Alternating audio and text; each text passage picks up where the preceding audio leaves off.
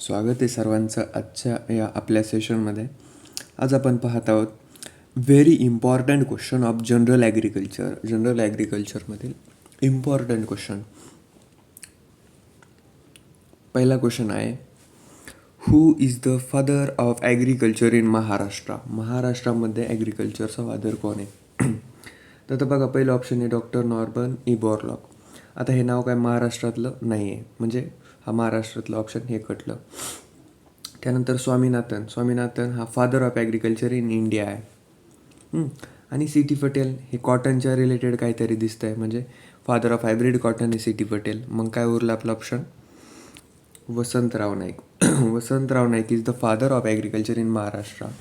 Doctor Norman E Borlaug is the father of agriculture in world.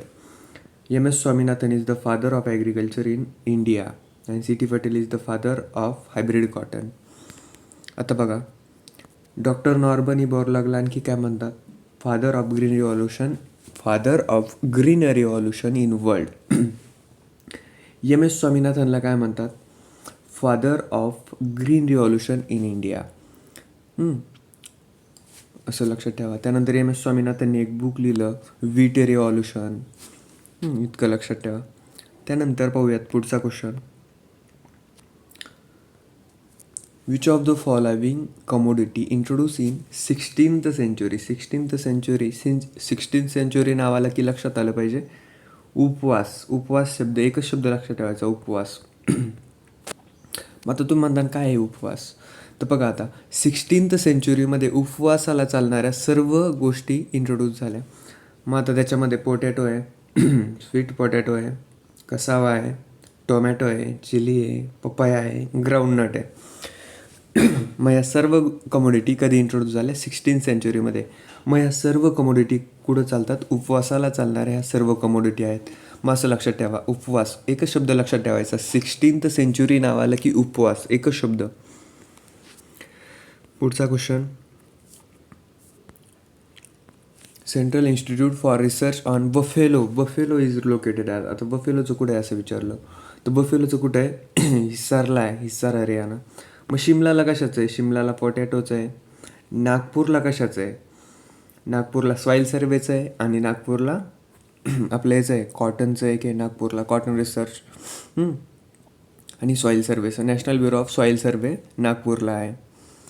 त्यानंतर आता कॉटनचं research station विचारलं तर नागपूरला आहे. बघा आता कन्फ्युजन, कॉटनचं रिसर्च स्टेशन विचारलं तर नागपूरला आहे, पण कॉटनची टेक्नॉलॉजी विचारली तर कुठं आहे? मुंबईला आहे. कुठं? मुंबईला. कॉटनची टेक्नॉलॉजी विचारली तर कुठं आहे? मुंबईला. त्यानंतर मथुराला काय? मथुरा UPला काय? इथं गोटचं रिसर्च स्टेशन आहे. गोटला पुअर मॅन्स काऊ म्हणतात आणि शीपला पुअर मॅन्स मोबाईल बँक म्हणतात, हे पण लक्षात ठेवा. जाऊयात पुढं. आणि शिमलाला पोटॅटोचं आहे, पोटॅटोला काय म्हणतात? पुअर मॅन्स फ्रेंड पण म्हणून ओळखलं जातं पोटॅटोला. त्यानंतर पुढचा क्वेश्चन बघा. NRC national research centre for grapes located आहे. आता हे माहिती आहे आपल्याला, पुण्याला असतं. सोलापूरला काय आहे? पोमोग्रेनेट आहे. जळगावला काय आहे? बनाना रिसर्च स्टेशन आहे. त्यानंतर जळगावला बनाना सिटी पण म्हटलं जातं. नागपूरला काय आहे? नागपूरला सिट्रस, म्हणजे NRC ऑफ सिट्रस आहे. सिट्रसचं रिसर्च स्टेशन आहे नागपूरला आहे. इतकं लक्षात ठेवा. त्यानंतर पुढे बघूयात. Which of the following is the first bajra variety? बाजराची फर्स्ट व्हरायटी कोणती आहे? आता Ganga 101 is the first variety of maize. TN1 is the first variety of rice. H4 is the first variety of cotton. मग आता काय ऑप्शन उरलं आपलं? HB1 is the first variety of bajra. लक्षात ठेवा. Who is the father of organic farming? आता हा Justus von Liebig काय? Father of agriculture chemistry. किंवा त्यांनी लॉ ऑफ मिनिमम असा एक लॉ दिला, लॉ ऑफ मिनिमम पण दिला. त्यानंतर KL चड्डा कोण आहे? KL Chadha is the father of golden revolution, father of horticulture पण आहे. मग आता father of golden revolution Chadha आहे. मग याच्यावरून आपल्याला आठवलं पाहिजे, golden revolution is related to horticulture fruit crop. मग आता गोल्डन रिव्हॉल्युशन झालं, त्यामध्ये सर्वात पहिल्यांदा गोल्डन रिव्हॉल्युशन कोणत्या फ्रूट क्रॉपमध्ये झालं असं प्रश्न विचारतात. सर्वात पहिल्यांदा गोल्डन रिव्हॉल्युशन झालं ॲपल क्रॉपमध्ये, हे लक्षात ठेवा. सर्वात पहिल्यांदा गोल्डन रिव्हॉल्युशन झालं ॲपल क्रॉपमध्ये. त्यानंतर आहे Micheli. Micheli is the father of mycology. Mycology म्हणजे स्टडी ऑफ फंगस. EFM लक्षात ठेवा. EFM fungus mycology. Fungus mycology EFM.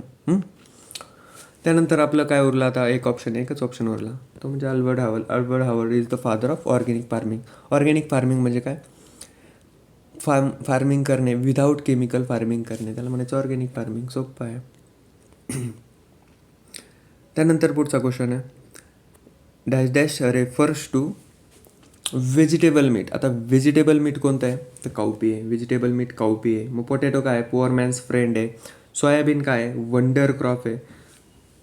आता सोयाबीन जो वंडर क्रॉप आहे, तुम्हाला विचारलं वंडर ट्री काय आहे, तर सांगता आलं पाहिजे. वंडर ट्री काय आहे, नीम आहे. Neem is considered as wonder crop. Wonder tree, neem is considered as wonder tree. Soybean is considered as wonder crop. हे लक्षात ठेवा. त्यानंतर स्वर्गम काय, स्वर्गमला खूप सारे नाव आहेत. स्वर्गमला जवार म्हटलं जातं, कॅमल ऑफ क्रॉप म्हटलं जातं, किंग ऑफ कोर्स सिरियल आहे. त्यानंतर ग्रेट मिलेट आहे. हे सगळे नावं लक्षात ठेवा. Camel of crop, king of coarse cereal, great millet, jowar, हे सगळे स्वर्गम बायकुलरचे नावं आहेत. त्यानंतर who is the father of hybrid cotton, who is the father of hybrid rice. Hybrid राईसचा फादर कोण आहे, हायब्रीड राईसचा फादर कोण आहे, वायल पिंग. आता GS खुश कशाच फादर आहे, खुश is the father of super rice. Super. मग आता कसं लक्षात ठेवायचं, GS खुश काय कसं लक्षात ठेवायचं नेमकी, इथं तर कन्फ्युजन होतं आमचं. मग आपण खुश कधी होतो बरं, आपण खुश कधी होतो, आपल्याला कोणी काय म्हटलं खुश होतो आपण, आपल्याला कोणी सुपर म्हणलं, वाव सुपर असं म्हणलं आपल्याला कोणी, तर आपण काय होतो, खुश होतो. त्यानंतर आहे Potrykus is the father of golden rice. Golden राईसचा फादर आहे. आता आपल्याकडे जर गोल्ड आलं, आपण जर श्रीमंत झालो, आपल्याकडे जर गोल्ड आलं, तर आपण काय करतो, party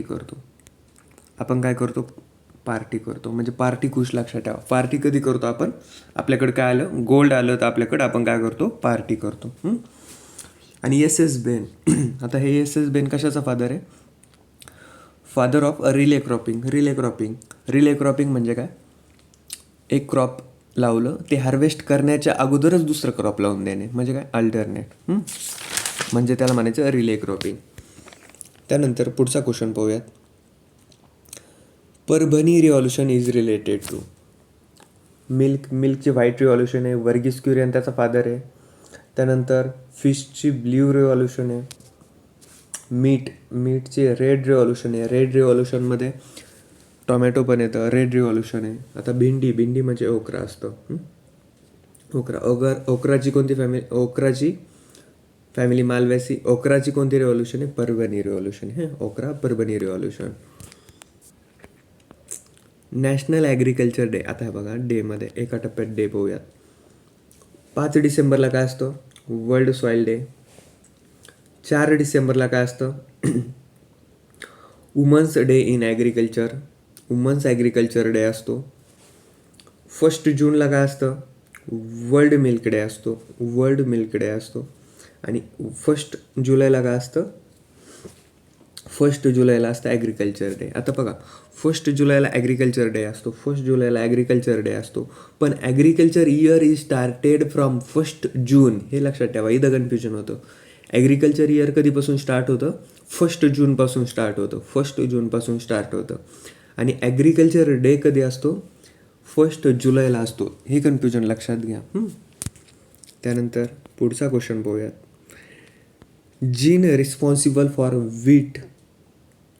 gene present in wheat डेव्हलपमेंटसाठी कोणता जीन रिस्पॉन्सिबल आहे, नॉरिंटेन. सिम्पल आहे, नॉरिंटेन जीन रिस्पॉन्सिबल आहे. त्याच्यानंतर ऑपॅक्यू 2 जीन कशामध्ये, मेजमध्ये ऑपॅक्यू 2 जीन आहे. त्यानंतर DGO जीन कशामध्ये, राईसमध्ये. आणि गॉसिपॉल is the toxic substance present in कॉटनमध्ये टॉक्झिक सबस्टन्स असतं, ते गॉसिपॉल आहे. त्यानंतर पेक्टिन इज मेजर्ड बाय. आता पेक्टिन कशाने मेजर करतात, आता 1 by 1 ऑप्शन पाहूयात. टेन्शोमीटरने काय करतात, सॉईल मॉइश्चर टेन्शन करतात. पोटोमीटरने काय करतात, ट्रान्सपिरेशन करतात. लॅक्टोमीटरने काय करतात, लॅक्टोमीटर हे लॅक्टोज म्हणजे मिल्कच्या रिलेटेड काहीतरी आहे, म्हणजे स्पेसिफिक ग्रॅव्हिटी ऑफ मिल्क करतात. मग काय उरलं आपलं पेक्टिनसाठी, काय उरलं पेक्टिनसाठी उरलं जेल मीटर. मग जेल मीटरने काय करतात, पेक्टिन मेजर करतात. पेक्टिन कंटेंट किती आहे फ्रूट क्रॉपमध्ये ते मेजर करतात. लक्षात ठेवा पेक्टिन जेल मीटरसाठी. हा नवीन क्वेश्चन असेल. Slope of bench terracing. आता ट्रिक सांगतो. Slope of bench terracing. आता हा कशाचा आहे, कंटूरचा आहे. हा कशाचा आहे, कंटूरचा आहे. हा कशाचा आहे, कंटूरचा आहे. हा कशाचा आहे, ग्रॅडेडचा आहे. ग्रेड हा ग्रॅडेडचा आहे. हा कशाचा आहे, बेंच टेरेसिंगचा आहे. हा बेंच टेरेसिंगचा आहे. हा बेंच टेरेसिंग. आणि हा कशाचा आहे, हा आहे आपला ॲग्रोनॉमिक मेजरचा. हा आहे आपला ॲग्रोनॉमिक मेजरचा. ॲग्रोनॉमिक मेजरचा स्लोप असतो लेस दॅन 2%. आणि मेकॅनिकल मेजर म्हणजे मोर दॅन 2%. आता बघा आता ट्रिक्स बघा. अप टू 6% हे पार्ट आहे आपल्या कंटूर. आता 6 to 10% ग्रॅडेड. मग ग्रॅडेडमध्ये ग्रेड शब्द येतो. ग्रॅडेडमध्ये ग्रेड शब्द येतो. आता आपला ग्रेड किती असतो, 6पेक्षा जास्त असतो आणि 10पेक्षा कमी असतो. आता सर्व तुम्ही व्हिडिओ पाहतात म्हणजे सगळे पास झालेले विद्यार्थी आहे. तर सर्वांचा ग्रेड किती आहे, 6पेक्षा जास्त आहे आणि 10पेक्षा कमी आहे. मग हे लक्षात ठेवायची पण गरज नाही. आपला ग्रेड लगेच ग्रॅडेड बंडिंग आलं की ग्रेड शब्द आठवायचा. ग्रॅडेड बंडिंग आलं की ग्रेड शब्द आठवायचा. मग आपल्याला किती ग्रेड असतो डिग्रीमध्ये, 6पेक्षा जास्त असतो आणि 10पेक्षा कमी असतो. बस इतकंच लक्षात ठेवायचं ग्रॅडेड बंडिंगमध्ये. हे संपलं. ग्रॅडेड बंडिंग संपलं. आता बेंच टेरेसिंग. आता बेंचेस किती असतात आपल्या क्लासमध्ये, 16 ते 33 बेंचेस असतात. 16 ते 33 बेंचेस असतात. 30-35 बेंचेस असतात डेली एका हॉलमध्ये. 30-35 बेंच. मग 30-35 म्हणजे काय, 33 लक्षात ठेवा. 30-35 लक्षात ठेवलं तरी पण ठीक आहे. एक्झॅक्ट लक्षात ठेवायचं ठेवलं तर 33% आणि ॲप्रॉक्झिमेशन 30-35 म्हणू शकता. त्यानंतर ॲग्रोनॉमिक मेजरचं आहे लेस दॅन 2% आणि आपलं कंटूर बंडिंगचं होतं अप टू 6%. म्हणजे काय 0 to 6%. त्यानंतर पुढचा question. Which of the following is Greek as well as Latin word. आता हा मेट्रोलॉजी म्हणजे लॉजी म्हणजे ग्रीक वर्ड आहे. हा चर म्हणजे लॅटिन हा लॉजी म्हणजे ग्रीक वर्ड आहे. हा चर म्हणजे लॅटिन वर्ड आहे. त्यानंतर हा पॅथॉलॉजीमधला लॉजी म्हणजे हा ग्रीक वर्ड आहे. त्याच्यामध्ये ते ऑप्शन द्यायचं राहून गेलं. एक असतो word pomology. Pomology is consider as green and Latin word. म्हणजे हा दोन्ही पण आहे. पोमोलॉजी कसा वर्ड आहे, ग्रीक पण आहे आणि लॅटिन पण आहे. हे लक्षात ठेवा. हा एकमेव शब्द आहे असा ॲग्रिकल्चरमध्ये की हा ग्रीक पण आहे आणि लॅटिन पण आहे. त्यानंतर dash dash refers to direction from which wind come. म्हणजे ज्या डायरेक्शननी वारा येतो आहे त्या डायरेक्शनला काय म्हणायचं, तर त्याला म्हणायचं ज्या डायरेक्शननी कम म्हणजे वारा येतो आहे त्याला म्हणायचं वाइंड वर्ड. ज्या डायरेक्शनला वारा जातो आहे टू गो शब्द आला तर लीव वर्ड. आता हे वाइंड वेन काय, wind vane is the measure. हे काय मेजर करतं, वाइंड डायरेक्शन मेजर करतो. आता wind direction wind vane measure करतं. तर वाइंड व्हेलॉसिटी कोण मेजर करतं, वाइंड व्हेलॉसिटी मेजर करतं ॲनेमोमीटर. कोण मेजर करतं, anemometer. Wind velocity measure by anemometer. त्यानंतर आहे ॲब्सोल्यूट ह्युमिडिटी एक्सप्रेस इन. आता हे महत्त्वाचा क्वेश्चन, हा खूप महत्त्वाचा. ॲब्सोल्यूट ह्युमिडिटी मेजर देईन. आता ॲब्सोल्यूट ह्युमिडिटी कशामध्ये मेजर करतात, आता हे पर्सेंटेजमध्ये काय करतात, रिलेटिव्ह ह्युमिडिटी मेजर करतात. रिलेटिव्ह ह्युमिडिटी ग्रॅम पर के जीमध्ये काय करतात, स्पेसिफिक ह्युमिडिटी मेजर करतात. स्पेसिफिक ह्युमिडिटी मेजर करतात.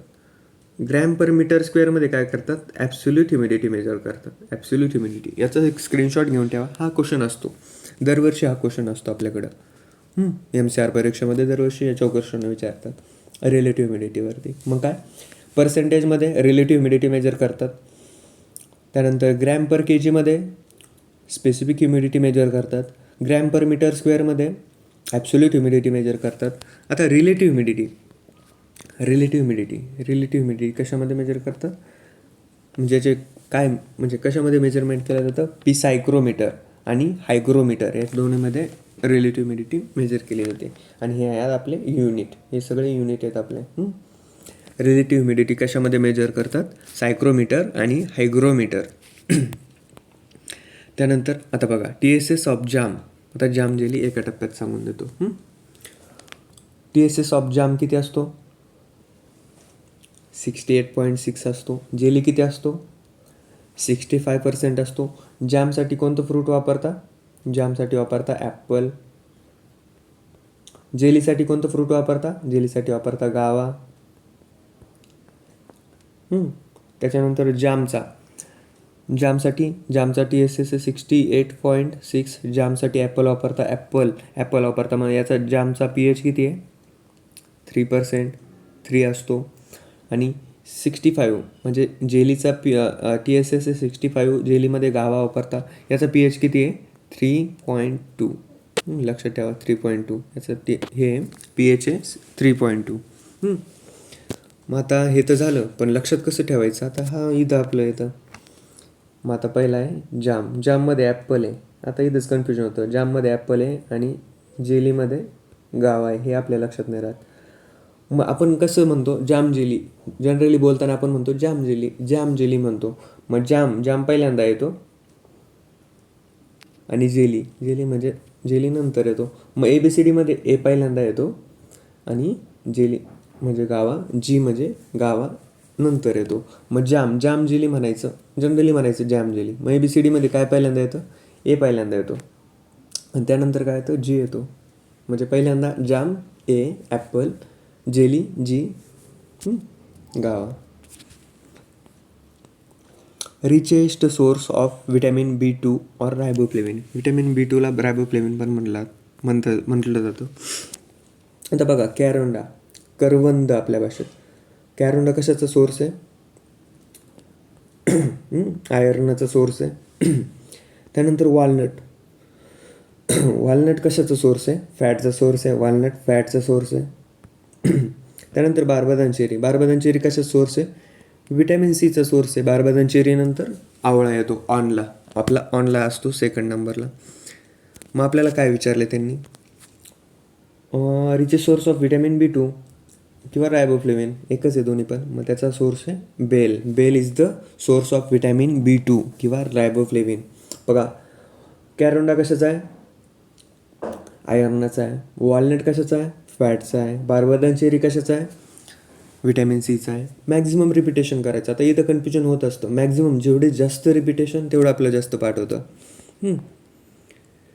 आता बघा which of the following disease occurred due to boron deficiency. आता बघा बोरॉन खूप ॲग्रिकल्चरमध्ये बोरॉनवर क्वेश्चन जर नाही आला, असं क्वेश्चन पेपरच नसतो जे ॲग्रिकल्चर एक्झाममध्ये बोरॉनवर क्वेश्चन येत नाही. कारण की पूर्ण हॉर्टिकल्चर क्रॉपमध्ये प्रत्येक फ्रूटमध्ये बोरॉनचा रोल आहे.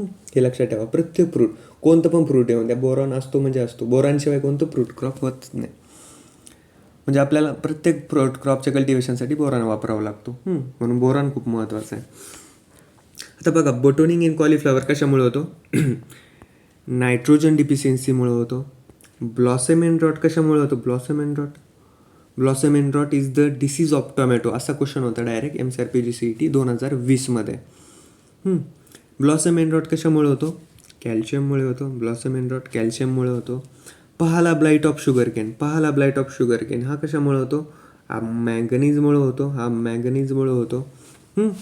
तर काय राहिलं? हेन अँड चिकन डिसीज. हा खूप महत्त्वाचा डिसीज आहे. हेन अँड चिकन डिसीज. मग हा कशामुळे होतो? हा होतो आपल्या बोरॉनमुळं. हेन अँड चिकन डिसीज हा खूप महत्त्वाचा डिसीज आहे. बोरॉनमुळे होतो ग्रेप्स क्रॉपमध्ये. बघा परत एकदा सांगतो, याच्यावर क्वेश्चन असतो. बोटोनिंग कशाचा डिसीज आहे? कॉलीफ्लावरचा. कशामुळे होतो? नायट्रोजनमुळे होतो. ब्लॉसम एंड रॉट कशाचा डिसीज आहे? टोमॅटोचा. कशामुळे होतो? कॅल्शियममुळे होतो. पहाला ब्लाइट कशाचा डिसीज आहे? शुगर केनचा. कशामुळे होतो? आपला मॅंगनीज Mnमुळे होतो. मॅंगनीजचा सोर्स काय जमिनीमध्ये? मॅंगनीजचा सोर्स आहे पायरुलसाईट. कॅल्शियमचा सोर्स आहे कॅल्शियमचा डोलोमाइट. नायट्रोजनचा जमिनीमध्ये काय सोर्स आहे? Organic matter. हे सोर्स पण लक्षात ठेवा, याच्यावर पण क्वेश्चन असतो. त्यानंतर हेन अँड चिकन डिसीज कशाचा आहे? आपला बोरॉनमुळे होतो. मग बोरॉनचा सोर्स काय जमिनीमध्ये? हे महत्त्वाचं क्वेश्चन आहे. तर बोरॉनचा जमिनीमध्ये सोर्स आहे टर्मॅलाईन. लक्षात ठेवा हे टर्मॅलाईन. हे पण लक्षात ठेवा. बोरॉनचा काय सोर्स आहे? बोरॉनचा सोर्स आहे टर्मॅलाईन. हे लक्षात ठेवा. त्यानंतर पुढचा question, cabbage and cauliflower is the indicator plant of nitrogen. Which of the following is the indicator plant of boron.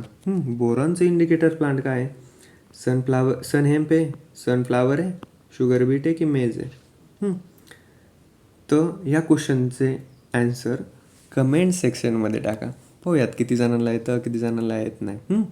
आणि जे विद्यार्थी ॲन्सर टाकतील त्यांचं आपण पुढच्या व्हिडिओमध्ये नाव घेऊयात. भेटूया नेक्स्ट व्हिडिओमध्ये लवकरच. आवडलं असेल तर लाईक करा.